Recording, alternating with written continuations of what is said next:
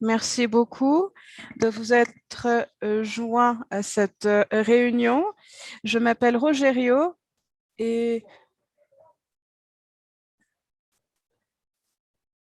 je travaille donc au Mozambique.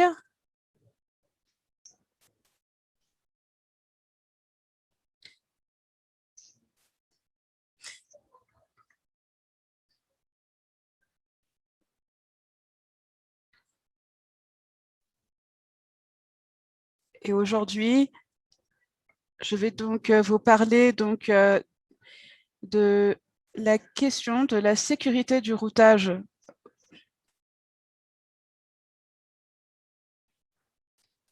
Victor, est-ce que vous m'entendez?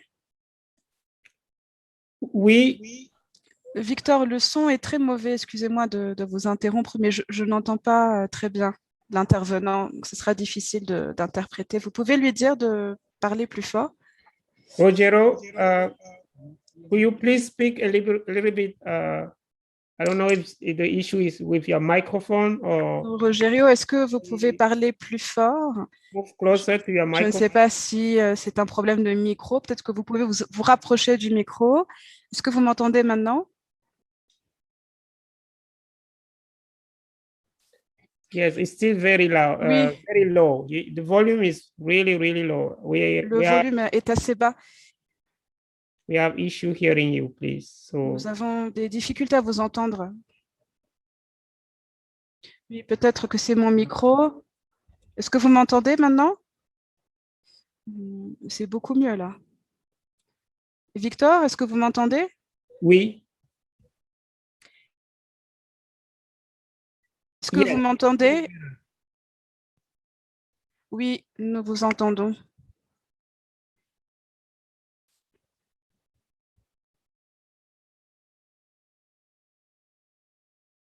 Est-ce que quelqu'un m'entend?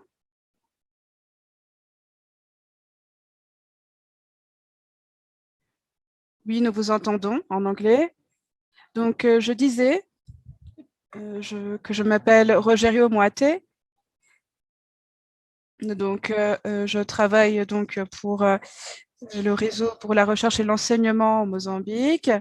Et donc, nous sommes responsables de l'exécution du programme Manners. Et donc, aujourd'hui, ma présentation portera sur la sécurité du routage. Et pour commencer, je souhaiterais donc vous expliquer pourquoi la sécurité du routage est importante. Donc, au moment de l'adoption du BGP, la sécurité n'était pas considérée comme quelque chose d'important pour bon nombre des opérateurs. Donc, le réseau s'appuyait essentiellement sur la confiance.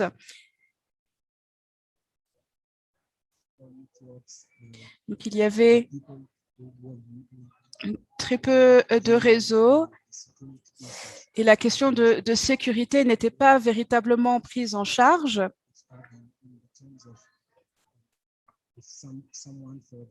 Si par exemple quelqu'un voyait donc des annonces frauduleuses, il pouvait donc facilement les repérer et contacter les opérateurs parce qu'il y avait très peu d'opérateurs de réseau.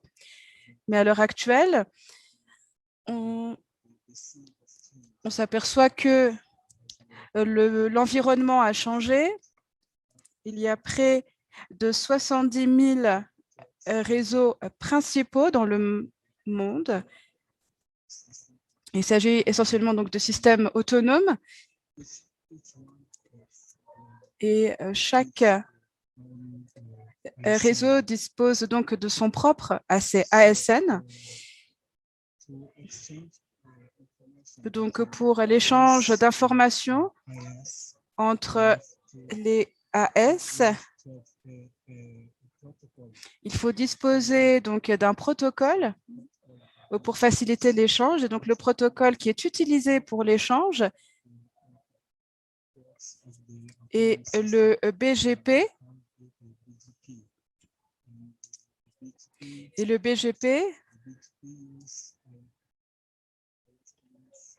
utilise un tableau de correspondance que l'on pourrait appeler le tableau de routage pour choisir le meilleur itinéraire pour s'adresser au destinataire. Donc, il choisit de déterminer la voie qui sera la meilleure et ceci dépend du protocole. Et ici, grâce au BGP, on peut utiliser plusieurs algorithmes qui nous permettent de déterminer la meilleure voie ou le meilleur itinéraire pour l'échange d'informations.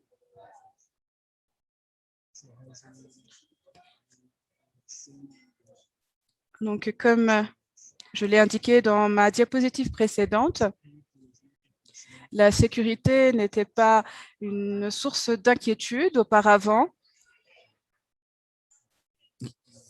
Et au moment de l'adoption du BGP, il s'agissait d'une confiance qui existait entre les réseaux. Donc, les réseaux se faisaient mutuellement confiance. Et donc, implicitement, il n'y aurait pas d'annonces frauduleuses ou fallacieuses et aucune volonté donc d'usurper ou de substituer des informations.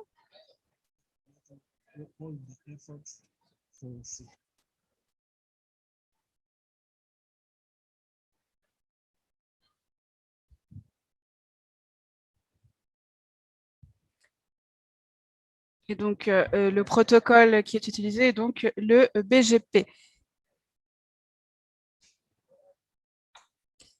Et le concept de confiance reposait sur le fait que tous les réseaux savaient ce qu'ils auraient annoncé et aussi communiqueraient donc les annonces qu'ils recevraient,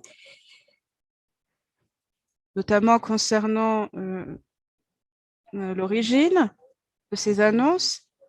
Il y a eu donc une inquiétude par rapport à la sécurité qui est venue beaucoup plus tard. De nos jours, on constate qu'il y a bon nombre d'incidents liés donc au routage, et ceci est le cas presque sur l'ensemble d'Internet.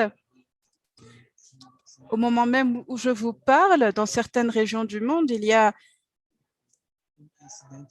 bon nombre d'incidents.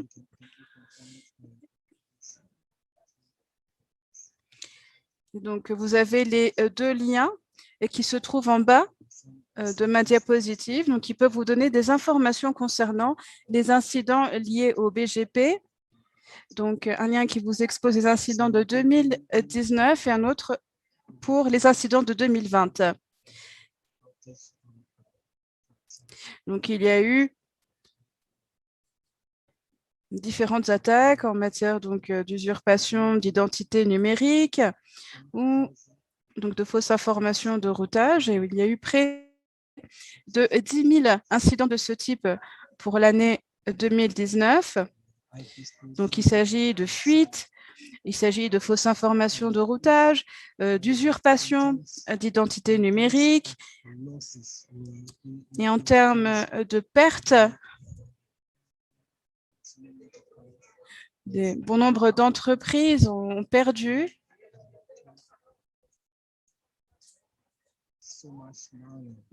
beaucoup d'argent à cause de cela, à cause de ces problèmes de fuite et d'usurpation.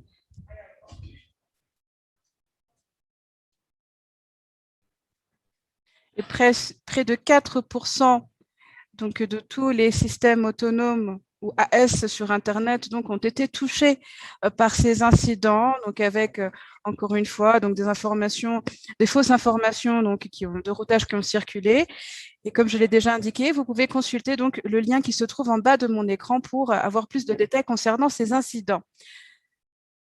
Ici, vous avez donc deux diagrammes qui représentent donc, le nombre d'incidents selon les pays.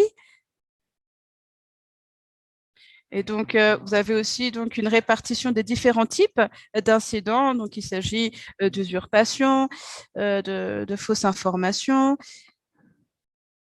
et ainsi de suite.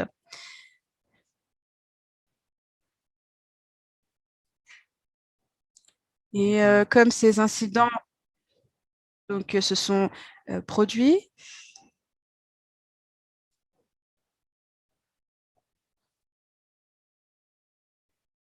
il y a eu des articles donc, qui ont paru et qui concernent les différentes régions du monde.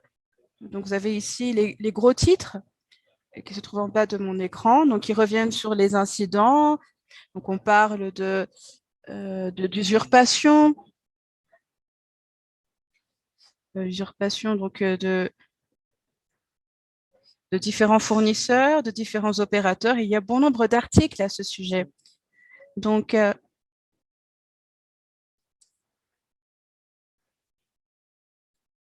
l'une des raisons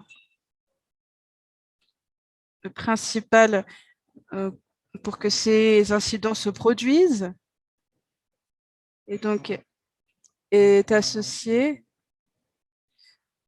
donc à un problème de sécurité, un problème de configuration. Donc, au moment où les opérateurs configurent leur matériel, parfois, certaines erreurs peuvent être commises par ces opérateurs.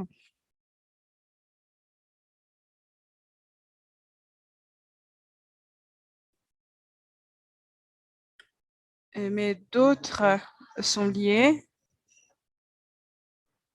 donc à des attaques délibérées, donc des pirates donc qui viseraient ces réseaux et qui seraient responsables de ces incidents. Donc, nous avons parlé des incidents de routage. De quoi s'agit-il au juste? Donc, ici, vous avez un tableau qui reprend les types d'incidents. Donc, vous avez au niveau de la première ligne les préfixes et donc l'usurpation de routage. Et à ce moment-là, certaines informations, disons qu'il y a donc un problème d'usurpation. Donc, le pirate usurpe l'identité de l'opérateur de réseau, se fait passer pour un opérateur de réseau pour détourner les informations.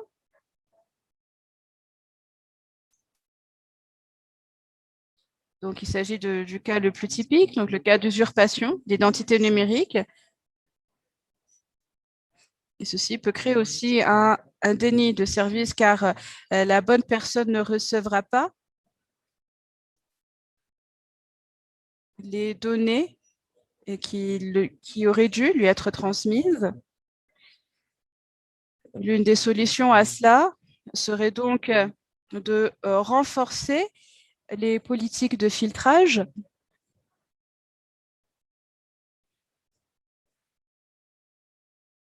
Donc, pour bon nombre de ces incidents, les solutions s'appuieront essentiellement ou dépendront essentiellement des politiques de filtrage en place. Donc, si nous réussissons à renforcer nos politiques de filtrage, nous pourrons efficacement donc, lutter contre ce type d'attaque ou d'incident. L'autre type d'incident donc, serait d'avoir donc un opérateur de réseau et qui aurait donc différentes annonces donc, de fournisseurs. Et ceci est lié notamment à une mauvaise configuration donc, qui serait accidentelle, non volontaire, involontaire.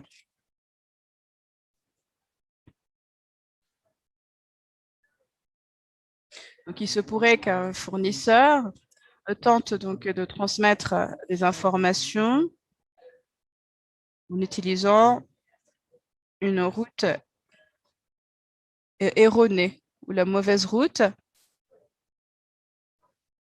Donc, il s'agit d'un problème de fuite de routage. Et à ce moment-là, donc, le tiers responsable de cette usurpation fera en sorte donc, que les paquets ne soient pas transmis donc, au destinataire voulu.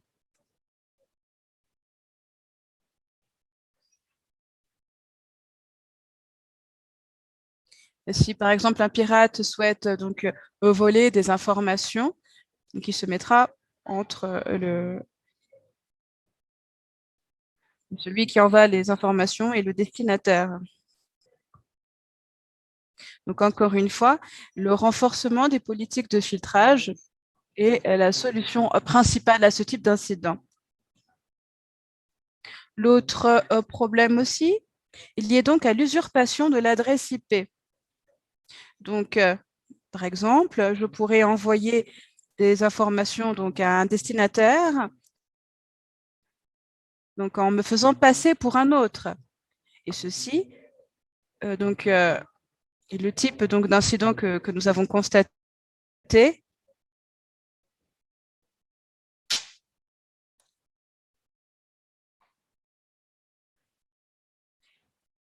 Et comme ceci est lié à l'adresse d'origine, car il s'agit de quelqu'un qui a usurpé l'adresse IP donc pour justement lutter contre cela. La solution est la validation de l'adresse d'origine.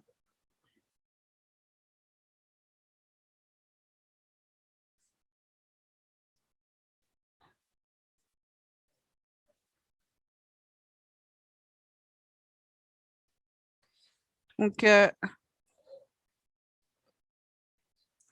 si nous faisons un meilleur travail de validation d'adresse d'origine, on pourra donc repérer le pirate ou la personne qui cherche à usurper cette identité.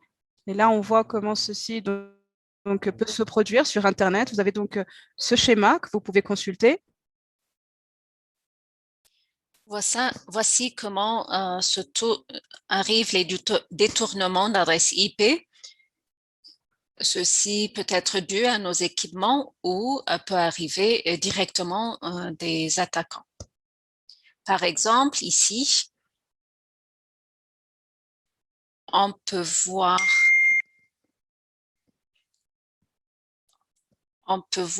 que le client utilise cette configuration S6.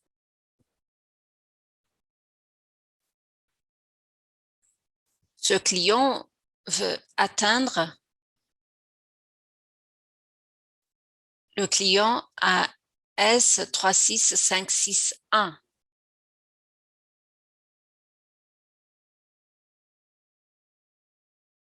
Puisque quelqu'un a usurpé l'identité d'une autre personne,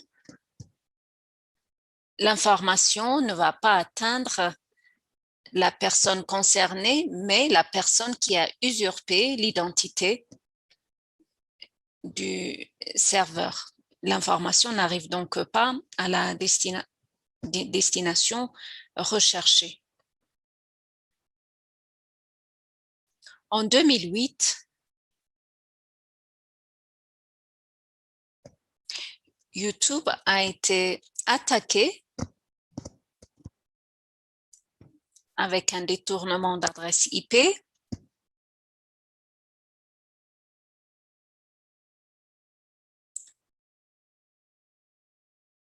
Je vois qu'il y a des messages dans la boîte à messages. Je ne sais pas si je dois m'arrêter. Si vous devriez poser des questions, vous pouvez m'interrompre à tout moment. C'est bon, vous pouvez continuer. On va passer à la session questions-réponses à la fin de votre présentation. Merci.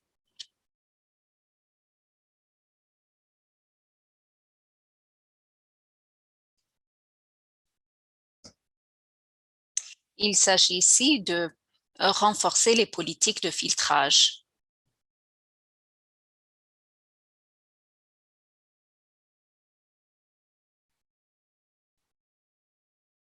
Je ne sais pas si vous avez visionné la vidéo et si vous avez lu la présentation du projet Manners. Le concept clé de Manners est la collaboration. La solution principale contre les attaques ne va pas être sur l'IS principal, mais au niveau de l'adresse IP. Par exemple, les politiques de filtrage.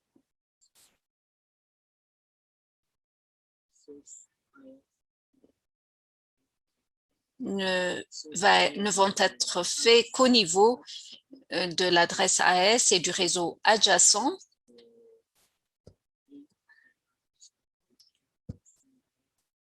Une fois qu'une information erronée est reçue. Ainsi, cette information peut être découverte. C'est pour cela qu'on dit que la collaboration pour sécuriser le routage et Internet est indispensable.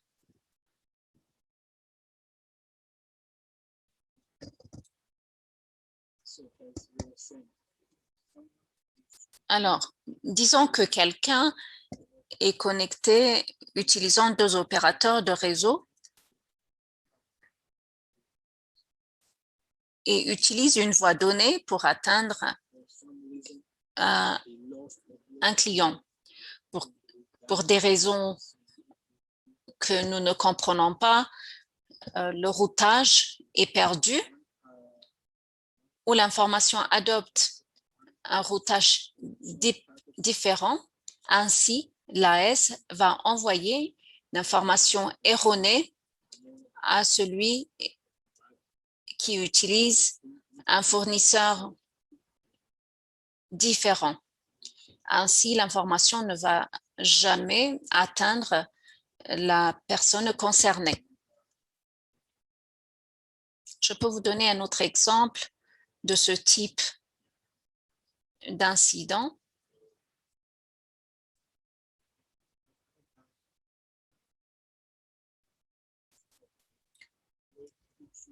Encore une fois, pour trouver des solutions à ces problèmes, il faut renforcer les politiques de filtrage.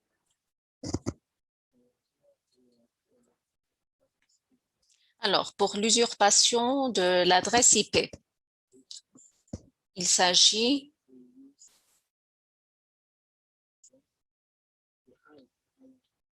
d'un incident où on cache la vraie identité du serveur et nous faisons semblant d'être une autre personne ou un autre serveur. Lorsque nous envoyons des informations à travers cette voie,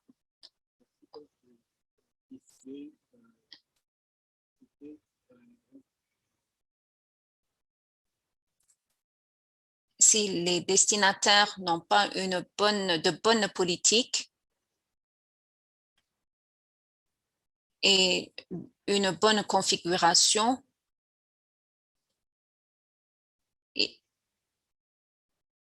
avoir confiance en ces serveurs erronés vont se traduire par des attaques. Un exemple peut être l'attaque sur le réseau de diffusion de contenu en envoyant des demandes erronées ou des demandes basées sur l'usurpation de l'identité à un serveur contrôlé par l'attaqueur. Ainsi, le réseau de diffusion de contenu va recevoir un message d'une personne ayant une autre identité, ne sachant pas que l'information émane d'un attaqueur.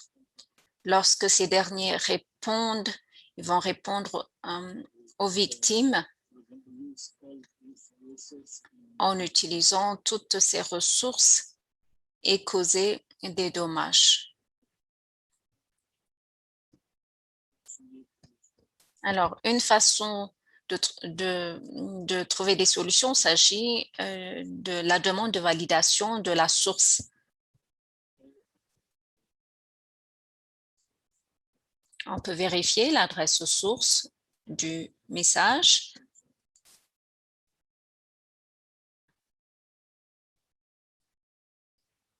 si le travail de validation est bien fait, ceci ne devrait pas arriver. Nous avons beaucoup d'outils qui pourraient nous aider à éviter ces attaques.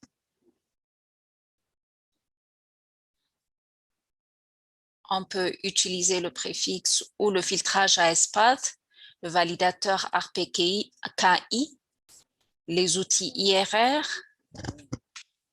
et le protocole de routage BGP Q3, BGP SEC, mais il faut toutefois avoir des sources, il faut se baser sur des données fiables et faire assez de déploiement.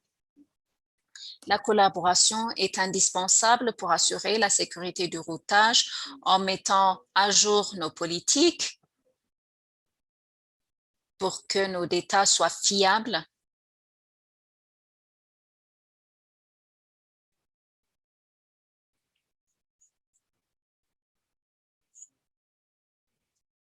Et je le répète, la collaboration est au centre pour sécuriser nos systèmes de routage et Internet.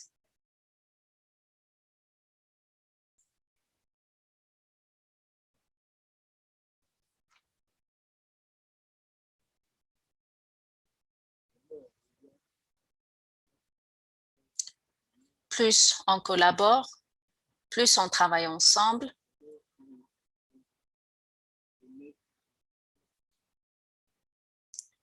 plus on pourra accroître la collaboration avec les opérateurs de réseau avant même que des incidents arrivent.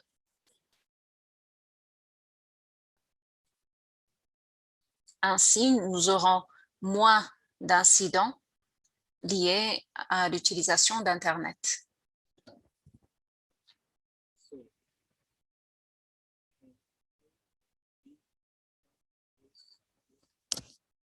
Pour faire partie de cette collaboration ou de cette communauté de collaboration, il faut faire partie de l'Observatoire Manners qui fournit des moyens pour réduire les menaces de routage au niveau global, tout en mettant en œuvre toutes les politiques Manners. Cela ne suffit pas, mais cela devrait nous aider beaucoup. Comme je le disais, Manners améliore la sécurité, la fiabilité du système de routage Internet basé sur la collaboration. Comme je n'ai pas assez de temps, je vais accélérer. Manners a démarré ses activités en 2014 et beaucoup peuvent faire partie de ce programme, peuvent être des opérateurs de réseau, des points d'échange d'Internet et des réseaux de diffusion de contenu. Je travaille par exemple chez un opérateur de réseau.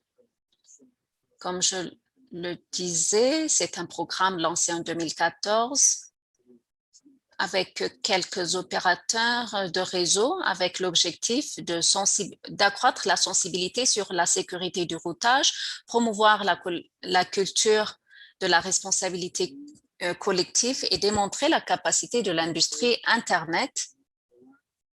Tout d'abord, nous devrions comprendre les menaces liées à l'utilisation d'Internet. Ensuite, on pourra commencer à mettre en œuvre nos actions pour mieux comprendre les problèmes, les éviter.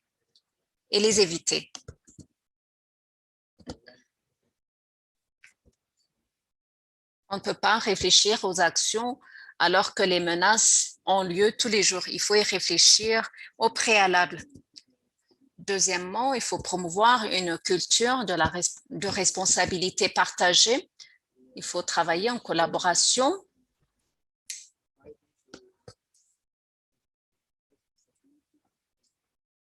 Il faut partager les responsabilités et assurer la résilience du système de routage de l'Internet au niveau mondial.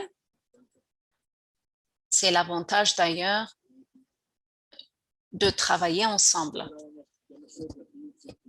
Ceci permet également de démontrer la capacité de l'industrie Internet pour fournir des solutions aux problèmes de sécurité et ainsi fournir un cadre d'opérateurs de réseau pour mieux comprendre les problématiques. Pour l'opérateur de réseau, voici les actions qui peuvent être prises. Vous pouvez voir en bleu les actions, le filtrage, éviter l'usurpation d'identité, la coordination et la validation globale. Ainsi, par exemple, le filtrage permet d'éviter la propagation du routage erroné d'informations et éviter le détournement d'adresse IP nous permet de s'assurer à ce que l'information que nous obtenons est correcte. Pour les points d'échange, nous avons quelques actions. Action numéro 1. Les actions en bleu sont les actions obligatoires à prendre et les en noir optionnels. Action 1, éviter la propagation du routage erroné de l'information, comme dans le cas de l'opérateur de réseau. Ainsi, on peut mettre en œuvre le RPKI. On peut filtrer la voix soit au niveau régional, au niveau de des ressources régionales. L'autre action, il s'agit de promouvoir Manners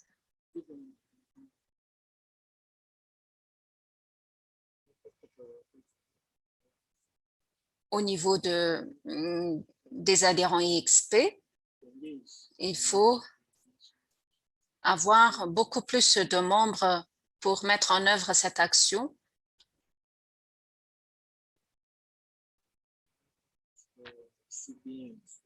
L'autre concerne le réseau de diffusion de contenu lancé en 2020.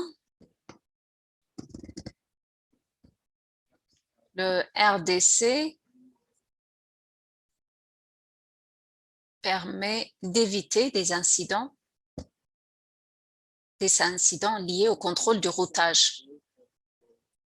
Parmi les objectifs du programme RDC est de créer un réseau sécurisé avec un environnement d'appairage, encourager un meilleur routage d'hygiène avec les partenaires, démontrer la responsabilité, un comportement de responsabilité, améliorer l'efficacité opérationnelle pour faire partie du programme Manners. Il faut s'assurer à ce qu'on soit responsable, ce qu'on ait un comportement responsable envers les objectifs de Manners. Ainsi, on peut éviter les menaces et les attaques au niveau du routage mondial. Les actions pour les RDC et les fournisseurs cloud sont les suivants. Pour éviter la propagation du routage d'informations erronées, éviter le trafic illégitime et l'usurpation des adresses IP, faciliter la collaboration au niveau global, faciliter la validation du routage au niveau global, encourager l'adoption Manners et fournir un travail de suivi et d'utilisation des outils pour l'appairage. Ainsi, on peut mettre en œuvre les politiques Manners. Alors, pourquoi mettre en œuvre les actions de Manners?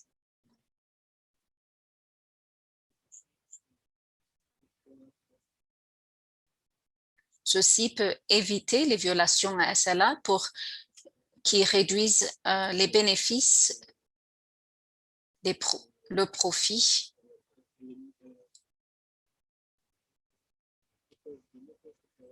Les opérateurs de réseau, lorsqu'ils fournissent un service d'accès à Internet, ils devront signer le SLA et ceci peut réduire et même éliminer les violations des SLA.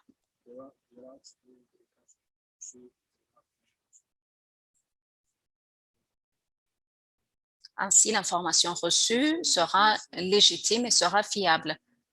Des incidents de routage peuvent être identifiés également par des clients ou des pairs. Par exemple, si je suis un opérateur de réseau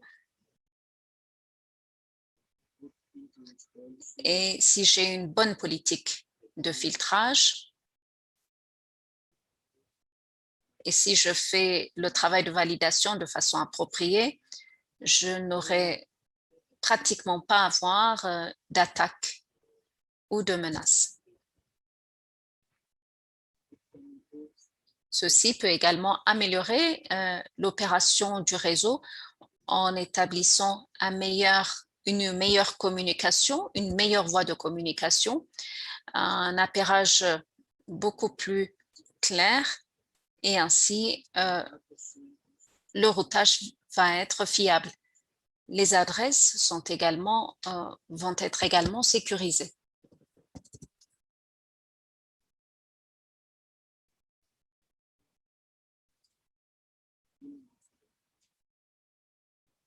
Chaque personne dans le domaine Internet, dans le domaine de routage, peut faire partie de l'Observatoire Manners. Il s'agit d'une communauté mondiale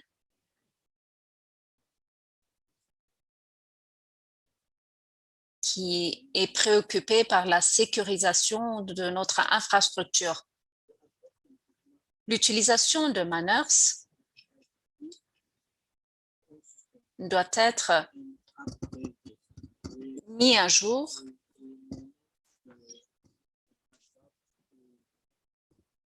on ne peut pas mettre en œuvre, on ne peut pas adopter Manners et s'en arrêter là. La mise à jour continue est indispensable, la collaboration est très utile et voir ce que les autres font dans ce domaine pour sécuriser leur réseau et le réseau global. Il s'agit d'un travail continu, d'une adoption continue des actions. Il ne s'agit pas d'adopter en une seule fois et de s'en arrêter là.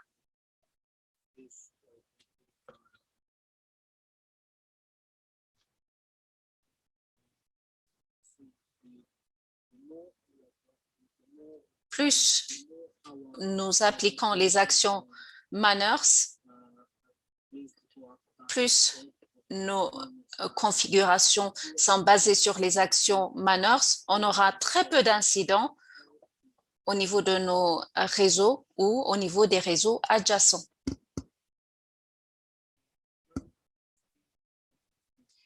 Manners est une étape très importante, encore une fois. Il ne s'agit pas d'une action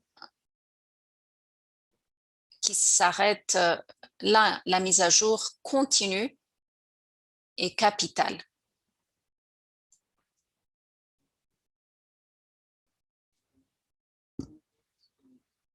Pour adopter ou mettre en œuvre un Manners,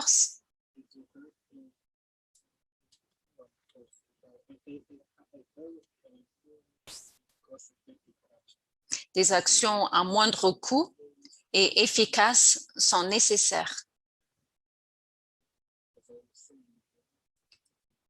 Manners n'est pas une solution unique pour les problèmes de routage d'Internet.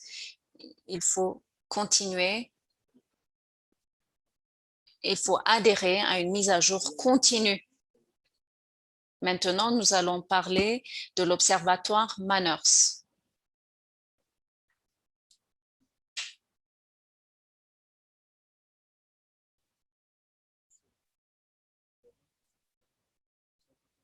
L'observatoire Manners fournit des informations factuelles concernant le système de routage Internet.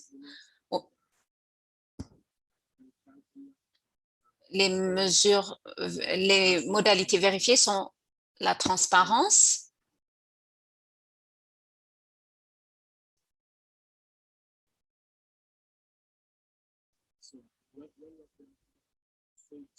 lorsqu'on parle de la transparence, il s'agit de rendre nos données accessibles.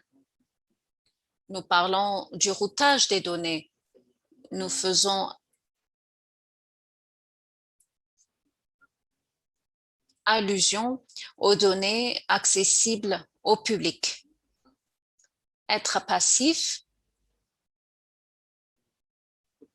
veut dire que la coopération parmi les réseaux n'est pas requise. Manners, la communauté Manners décide également des mesures à prendre. Cela veut dire qu'une amélioration continue existe. L'accès à l'observatoire Manners a été lancé en août 2019. L'observatoire utilise des données fiables et disponibles au public. Toute personne peut visionner des données agrégées. Pour éviter des attaques, seuls les participants Manners auront accès aux données détaillées concernant leur propre réseau. Ce qui veut dire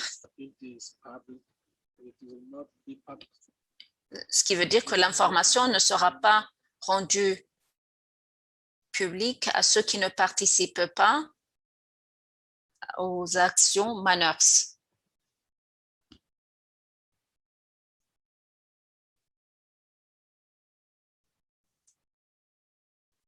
Quelquefois, on peut avoir des manques de sécurité et des résultats falsifiés. Quelques chiffres concernant la sécurité de routage. On peut trouver ce document sur la page web de l'observatoire. Vous pouvez voir quelques exemples de statistiques.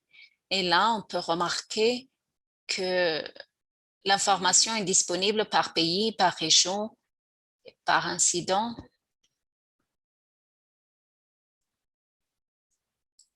Ainsi que l'état de sécurité du routage.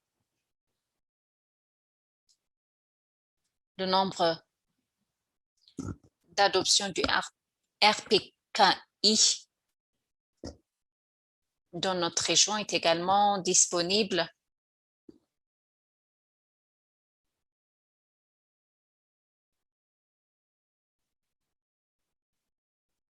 Là, on peut voir la mise en œuvre du filtrage sur l'usurpation de l'identité, si les opérateurs travaillent en collaboration ou pas.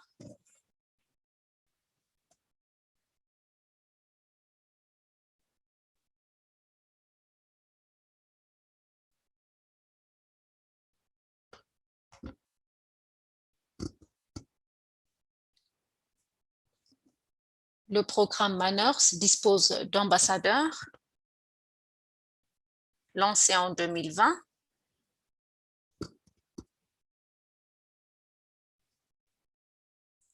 Manners cherche à rendre le routage sécurisé.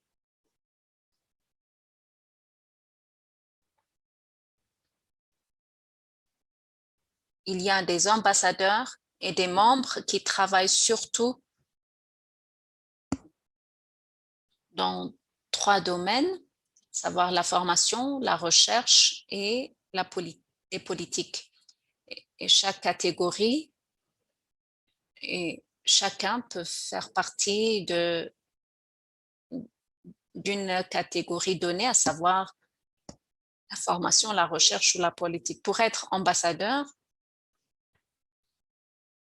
la personne doit représenter un réseau, un opérateur de réseau, ce qui fait partie de Manners et qui participe dans la mise en œuvre des actions Manners. Pour les membres, ces derniers peuvent ne pas faire partie de Manners.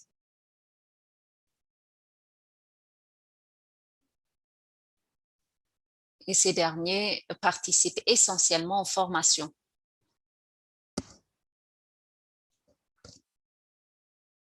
Les ambassadeurs Manners appuient les membres, les guides, participent au programme de mentorat et remplissent pleinement leurs responsabilités en assurant la promotion des formations et de l'organisation des ateliers. Ils promeuvent Manners au niveau de la communauté en sensibilisant leur communauté au niveau local, régional, à travers la promotion de leurs écrits ou d'un discours prononcé au sein de la communauté sur la sécurité du routage. Ils peuvent également contribuer au renforcement de capacités, à savoir le renforcement de capacité de la communauté aux actions de Manners à travers les sessions de formation coordonnées par les ambassadeurs dans toutes les régions, fournissant l'assistance technique aux opérateurs de réseau et plus. Collabore également avec d'autres ambassadeurs d'ailleurs. Les membres de Manners participent essentiellement dans la formation. Ils développent, ils planifient et cherchent à améliorer les formations, les tutoriels et les ateliers. Dans la partie recherche, ils vont analyser les incidents du routage qui auront un impact sur Internet pour les politiques, revoir les politiques existants et fournir des retours afin d'améliorer les documents politiques. Cela veut dire, et ils promeuvent Manners, les travaux de Manners. Excusez-moi, nous sommes arrivés au bout de l'heure. Si vous pouvez rapidement conclure la présentation et voir s'il y a des questions, des commentaires, parce que nous avons déjà presque terminé les 60 minutes prévues.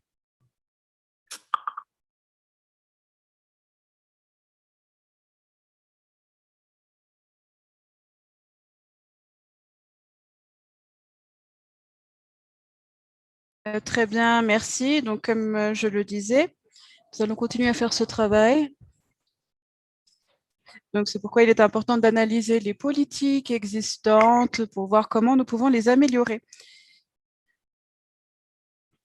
Et vous pouvez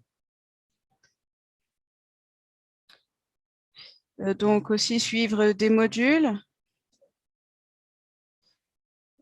Donc, afin d'en apprendre davantage sur le programme Manners et aussi en apprendre davantage sur la manière dont vous pouvez assurer la sécurité du routage, la sécurité d'Internet.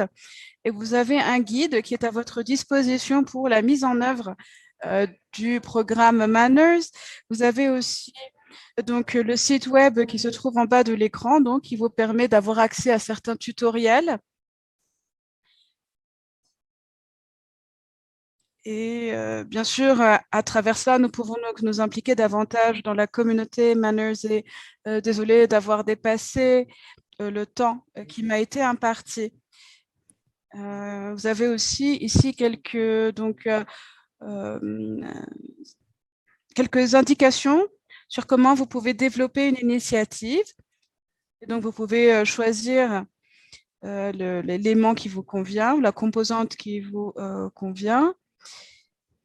Et en général, il s'agit donc de développer une initiative qu'il faudra ensuite présenter. Et j'espère que vous avez pu suivre cette présentation et comprendre la présentation. Merci, Victor. Je m'arrête là. Merci beaucoup, Rogero, pour ta brillante présentation, beaucoup d'informations partagées. Pour le moment, il y a juste une question qui est en attente de réponse dans la session questions-réponses qui vient de Mokhtar.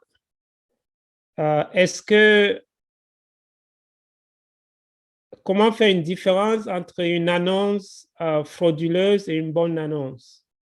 Je suppose que Mokhtar parle du routage, l'annonce d'une route. Comment faire une différence entre une annonce frauduleuse et une bonne annonce?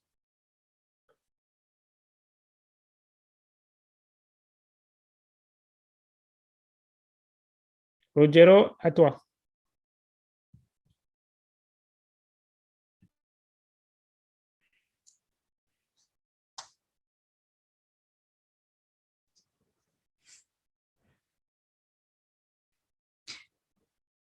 Excusez-moi, je croyais, j'ai tenté donc de comprendre parce que la question est en français.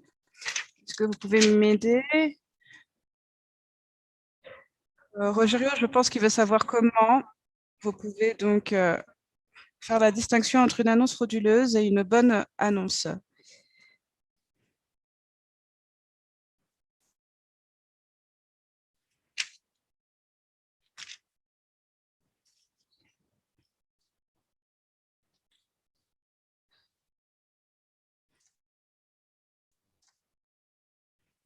Donc, nous pouvons faire ceci, faire cette distinction par le biais donc, de politiques de filtrage.